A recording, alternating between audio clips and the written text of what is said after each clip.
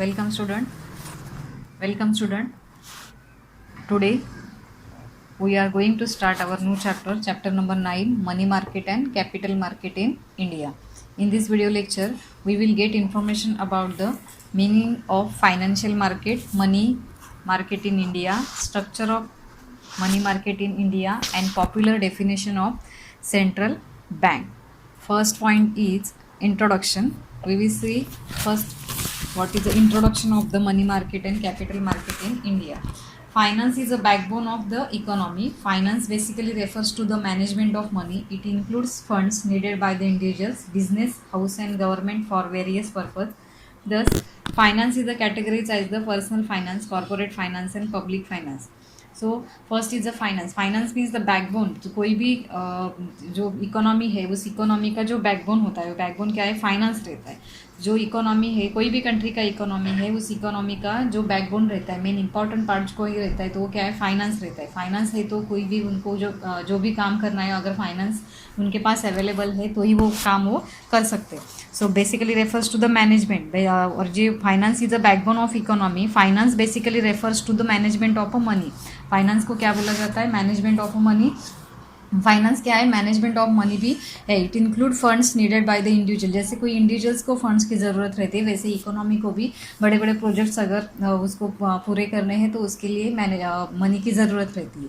तो इन include funds. तो ये जो फंड्स डिफरेंट टाइप्स के फंड्स रहते हैं, सिक्योरिटीज़ रहते हैं, बॉन्ड्स, फाइनेंशियल, इसमें बहुत सारे फंड्स अवेलेबल रहते हैं. मतलब individuals, business, house and government for various purpose. अभी जो फंड्स है वो फंड्स किसको मतलब किसको ज़रूरत रहती है इसकी? तो इंडिविजुअल्स है, बिजनेस हाउसेस है, गवर्नमेंट है, फॉर वेरियस पर्पज. गवर्नमेंट है, गवर्नमेंट को वेरियस पर्पज़ के लिए फंड्स की ज़रूरत रहती है. कोई बिजनेस हाउस है तो बिजनेस हाउस को भी ज़रूरत रहती है फंड्स की. इंडिविजुअल्स कोई पर्सन है, वो पर्सन को भी फंड्स की ज़रूरत रहती है. Corporate finance and public finance. तो इसके दो, the finance is the categorise है.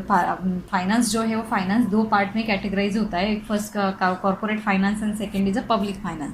The financial system of a country of responsible for the mobilisation and allocation of the funds. तो फाइनेंशियल सिस्टम जो कंट्री का रहता है वो रिस्पॉन्सिबल रहता है mobilisation and allocation of the funds का जो अलोकेशन है और मोबिलाइजेशन करने के लिए. It helps to creation of wealth which the vital for the economic development.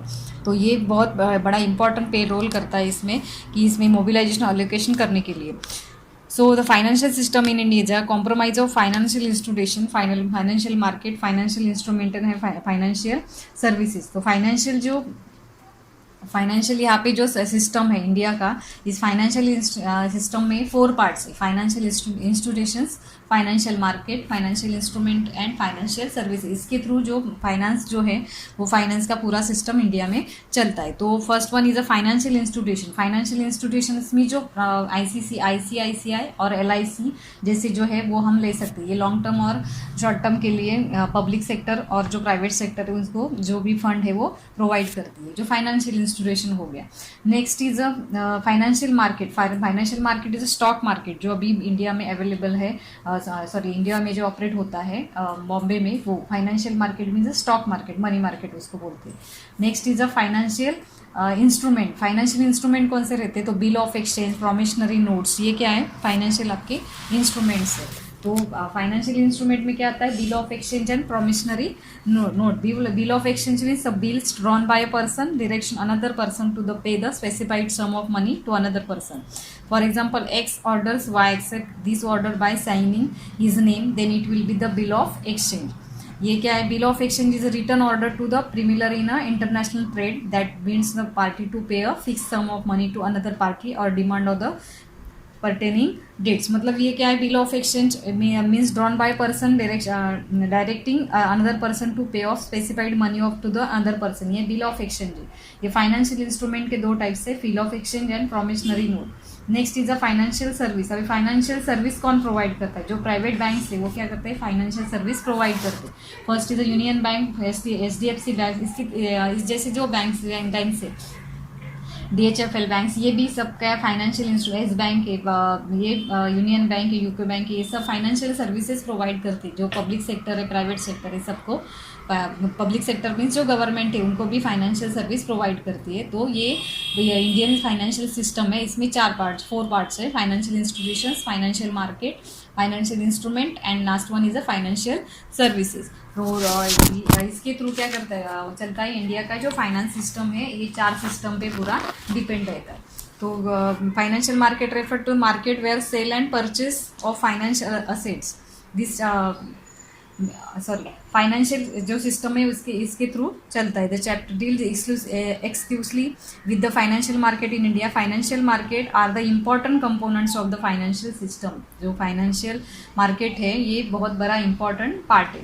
तो this is the Indian financial system. Next point is a meaning financial market. ये 2 types के फाइनेंशियल मार्केट्स है। First is a money market and second capital market. तो उसके पहले हम market का जो मीनिंग है वो देखेंगे। Money market in India. तो financial market refers to the market where sale and purchase of financial assets such as bond, stock, derivatives, government securities, foreign currency, etc. is undertaken. Financial market operate through banks, non-banking financial institutions, broker, mutual funds, discount houses. Financial market include 2 distinct market is the money market, two distinct markets, money market and capital market. अभी money market means के जैसे economy में sale purchase होता है goods और services का, वैसे money market में जो बॉन्ड, सिक्योरिटीज़ है, प्रॉमिशनरी नोट्स है, इसका क्या होता है, डीलिंग होता है उसका। इसका इंस्ट्रूमेंट है ये। जो एक्सचेंज का जो इंस्ट्रूमेंट है मनी मार्केट में क्या रहता है, जो प्रॉमिशनरी नोट है, गवर्नमेंट के सिक्योरिटीज़ है, डिराइवेटिव्स है, ये सब क्या है मनी मार्केट के एक्सचेंज इसके थ्रू होता है। तो इसमें डिराइवेटिव्स है, गवर्नमेंट सिक्योरिटी, फॉरेन करेंसी है, undertaken financial market operate through the bank. तो वो ये कौन ऑपरेट करता है, जो बैंक है वो बैंक इसको ऑपरेट करती है। Brokers, mutual funds, non banking financial institutions है, ब्रोकर्स है, म्यूचुअल फंड्स है, डिस्काउंट हाउसेस है। Financial market include 2 डिस्ट्रा। अभी इसके क्या 2 पार्ट्स है, money market and capital market. तो मनी मार्केट का मीनिंग समझ में आया क्या? Money market is a lending and borrowing of short term funds. ये शॉर्ट टर्म फंड्स प्रोवाइड करती है। Near money, it is a short-term instrument such as trade bill, securities, promissory notes. Such as instrument are highly liquid and less risky and easily marketable with the maturity period of 1 year and less than 1 year. तो ये जो instruments है वो ये instrument हम short term के लिए use करते हैं। और इसका जो लिक्विडिटी रहता है वो कैसा रहता है, हाई रहता है। हाई लिक्विडिटी मीन्स इसको हम इजीली एक्सचेंज कर सकते हैं। और उसका लिक्विडिटी हाई मीन्स इसका जो भी उसका जो आपको रिटर्न में जो पैसा मिलता है, जो मनी मिलता है वो ज़्यादा से ज़्यादा रहता है। और वो आपको ट्रेडिंग के लिए वो इजी है। लेस रिस्की मीन्स इसमें रिस्क कम रहता है। इजीली मार्केटेबल, इजीली आप मार्केट में पेड कर सकते हो। समझो आपके पास कोई ये है प्रॉमिशनरी नोट है, और प्रॉमिशनरी नोट लेके आप किसी बैंक के पास गए तो तुरंत उसका आपको रिटर्न मिलता है। मीन्स ये क्या है, हाईली लिक्विडिटी है इसमें है। मैच्योरिटी पीरियड 1 ईयर और लेस देन 1 ईयर। इसका जो मैच्योरिटी पीरियड रहता है वो क्या रहता है, 1 ईयर और उसके 1 ईयर से भी लेस उसका मैच्योरिटी पीरियड रहता है। This is the money market. Money market is a short term fund. Second is a near money, short term instruments. इसमें क्या आता है, trade bills, government security, promissory notes. Such instrument इसमें जो liquidity रहता है वो हाई लिक्विडिटी रहता है, लेस रिस्की रहता है, ट्रेडिंग के लिए इजी रहता है। मीन्स लिक्विडिटी हाई है और उसका रिटर्न में अच्छा आपको रिटर्न मिलता है। उसका लेस रिस्की रहता है, इजीली मार्केटेबल है, इजीली आप मार्केट में पे कर सकते हो। So with the maturity period उसका जो रहता है 1 ईयर और लेस देन 1 ईयर इसका जो मैच्योरिटी पीरियड है। This is the money market. तो ये फाइनेंशियल मार्केट के 2 टाइप्स है, मनी मार्केट और capital market. We have already seen what is the meaning of money market in India. Next point is structure of money market India. जो अभी money market का अभी जो डेफिनेशन देखा, अभी इसका स्ट्रक्चर कैसा रहता है मनी मार्केट का। तो structure of money market in India, the money market in India is the dichotomous by nature. It is the compromise of both organise sector and unorganized sector. The organized sector include the Reserve Bank in India, commercial bank, cooperative bank, development financial institution, investment institutions, and the discount and financial house of India, DFHI. The unorganized sector and the other hand compromise the indigenous bankers, money lenders and unregulated non-bank financial intermediaries. Money market center in India are located at Mumbai, Delhi, Kolkata. However, Mumbai it is the only active money market center in India. अभी जो structure है money market है इसके दो parts है. Money market is divided into two parts, the two different parts, organise sector and unorganise sector. तो organise sector में 5 parts है.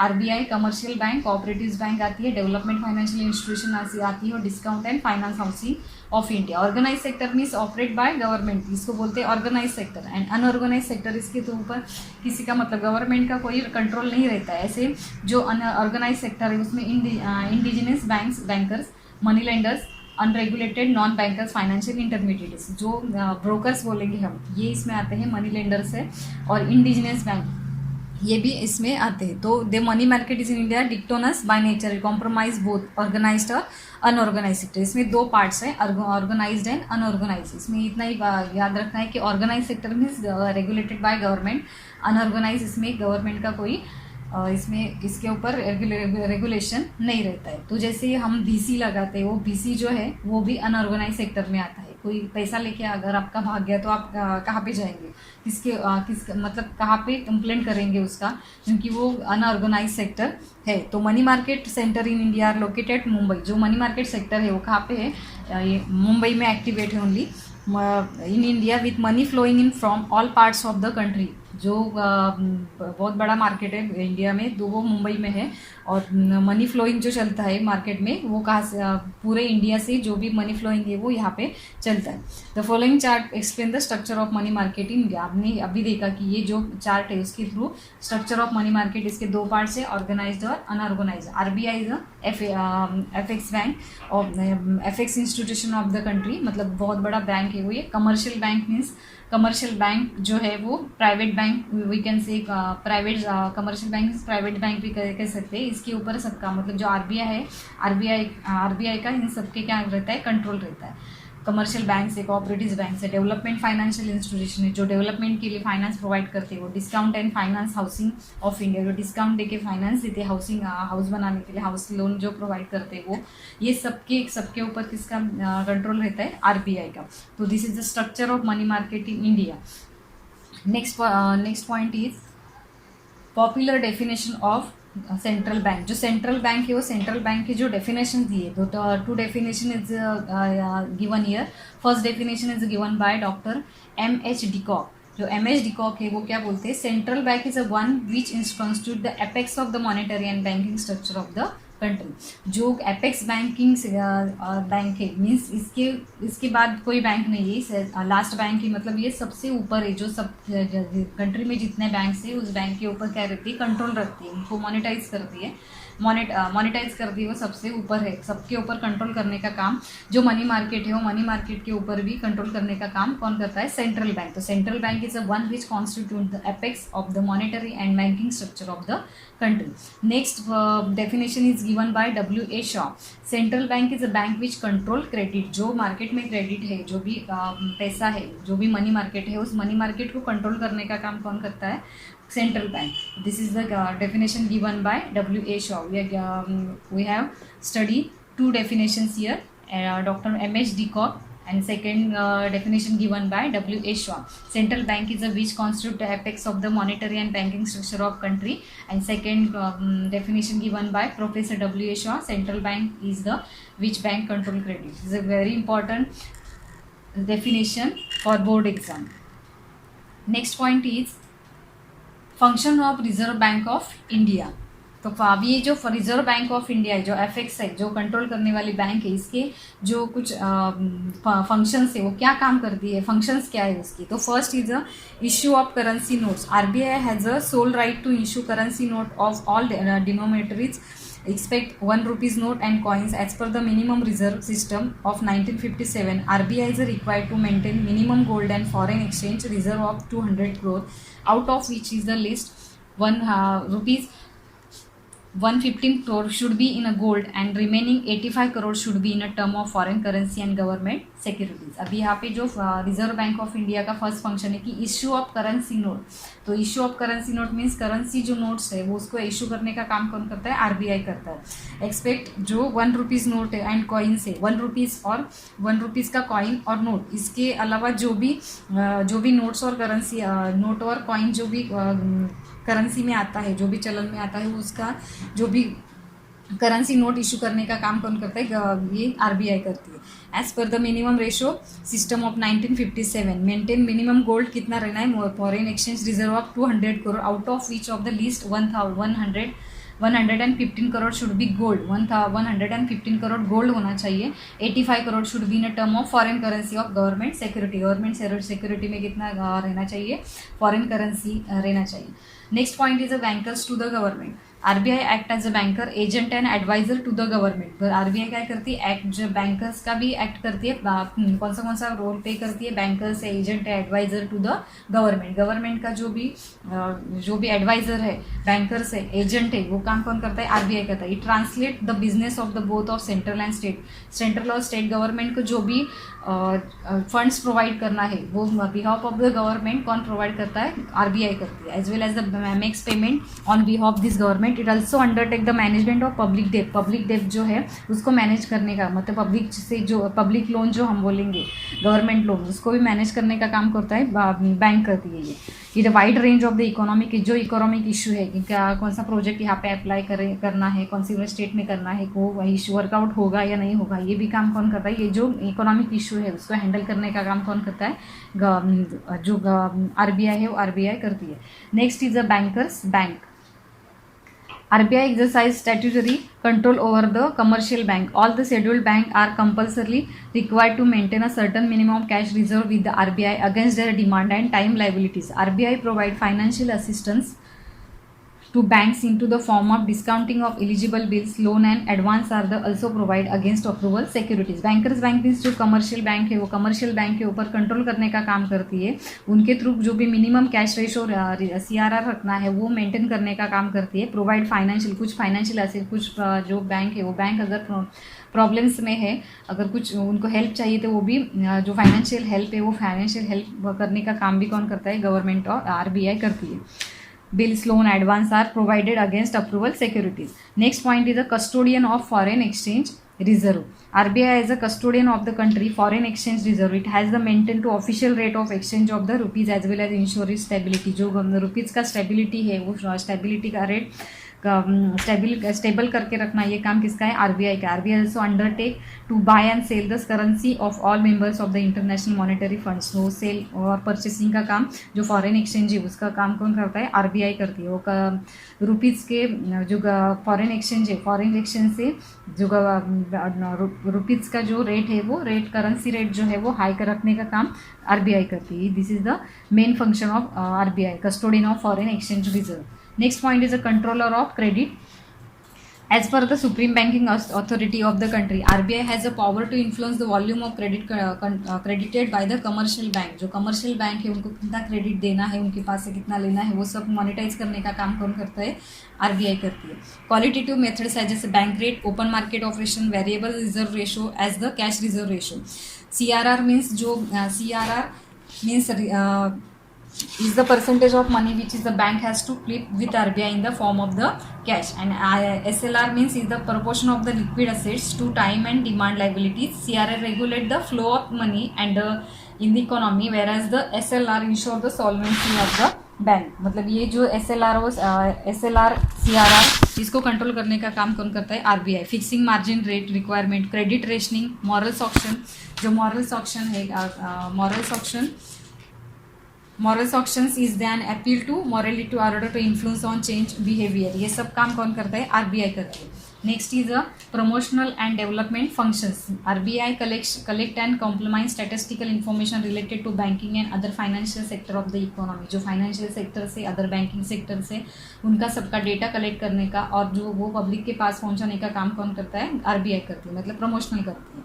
Next point is a Other functions act as a clearing house for settling the account between the members bank as the lender of last resort. It also provide liquidity to bank experience financial difficulty. अगर कोई कोई bank जो है problem में है तो उनको financial assist करना, ये सेटलिंग करना, clearing house for settle the account between the members of bank. जो बैंक के मेंबर्स हैं उनके बीच में जो भी उनको फाइनेंशियल असिस्ट करना है, तो ये सब काम कौन करती है? आरबीआई करती है.